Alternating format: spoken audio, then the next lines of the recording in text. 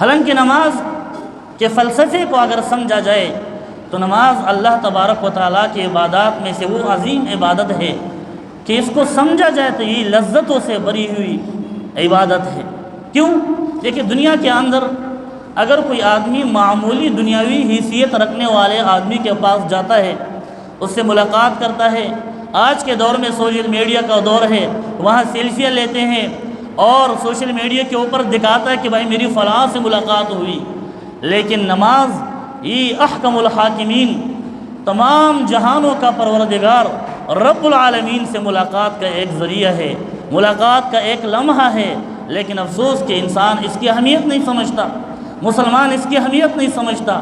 حالانکہ اسی اہمیت کو نبی کریم صلی اللہ علیہ وسلم نے ایک حدیث کے اندر اجاگر فرمایا، واضح فرمایا کہ نماز اللہ تبارک و تعالیٰ کے ساتھ ملاقات کا ایک ایسا لمحہ ہے کہ جس میں انسان مسلمان اپنے رب کریم کے ساتھ ریاض و نیاز کی باتیں کرتا ہے، یہ بات کرتا ہے اللہ جواب عطا فرماتا ہے، یہ کہتا ہے اللہ جواب عطا فرماتا ہے۔ فرمایا حدیث کے اندر کہ جب ایک انسان وضو کر کے نماز کے لیے کھڑا ہو جاتا ہے اور یہ شروع کرتا ہے سورۃ الفاتحہ کو اور کہتے ہیں الحمدللہ رب العالمین، ظاہر سی بات ہے کوئی بھی نماز ہو اس میں سورۃ الفاتحہ الحمد ضرور پڑھنی ہے، تو جب یہ کہتے ہیں الحمدللہ رب العالمین، تمام تعریفیں رب کے لیے ہے جو تمام جہانوں کا رب ہے۔ حدیث میں آتا ہے نبی کریم نے فرمایا کہ رب العالمین جواب دیتا ہے حمدنی عبدی، میرے بندے نے میرا حمد بیان کیا، میری ثنا بیان کی، میری صفت تعریفیں بیان کی۔ اللہ اکبر، اس سے بڑی بات کیا ہے؟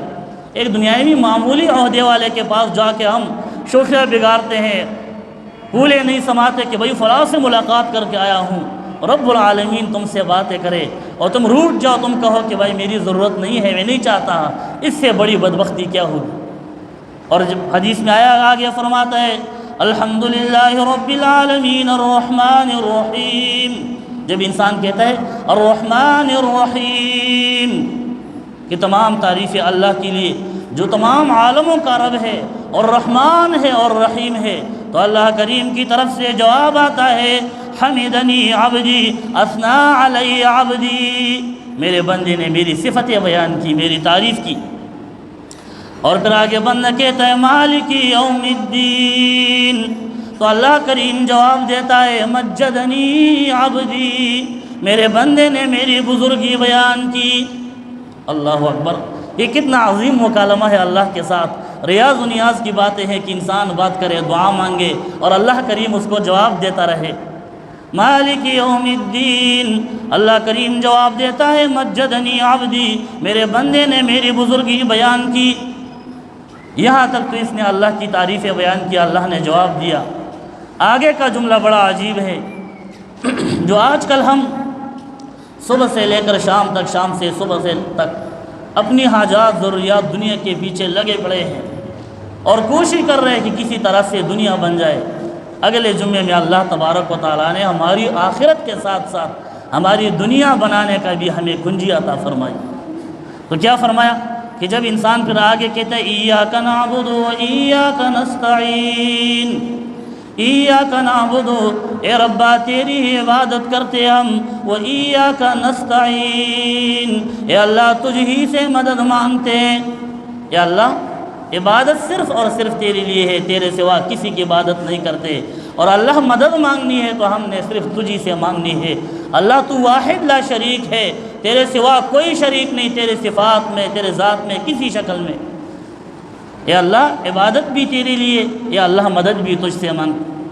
تو اللہ کریم جب اس کو سنتا ہے تو جواب بڑا عجیب عطا فرماتا ہے، کیونکہ اس جملے میں ایاک نعبد، اے اللہ تو ہی عبادت کے لائق ہے۔ تو اس میں تو انسان اللہ کی گویا کہ اللہ کی قدرت، اللہ کی عبادت کے لائق ہونے کا اقرار کرتا ہے، اور اگلے جملے میں ایاک نستعین اپنی ضرورتوں کو اللہ کے سامنے پیش کرتے ہیں، اللہ تجھی سے مدد مانگتے ہیں۔ اللہ ہماری دنیا و آخرت کی ساری ضرورتیں تو ہی پوری کر دے، اللہ دنیا بھی تو ہی بنا دے، آخرت کی بگڑیاں بھی تو ہی بنا دے۔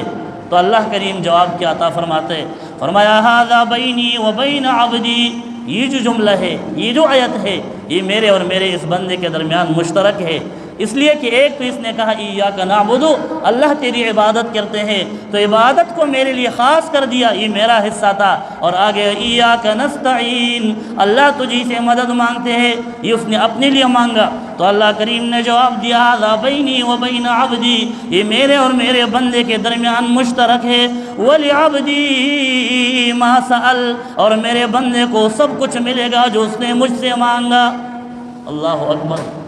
دنیا کے پیچھے پڑے تو اس نماز کے اندر اللہ نے ہماری آخرت بھی اور دنیا کی آسائشیں بھی رکھی ہے، دنیا بھی اسی میں رکھی ہے۔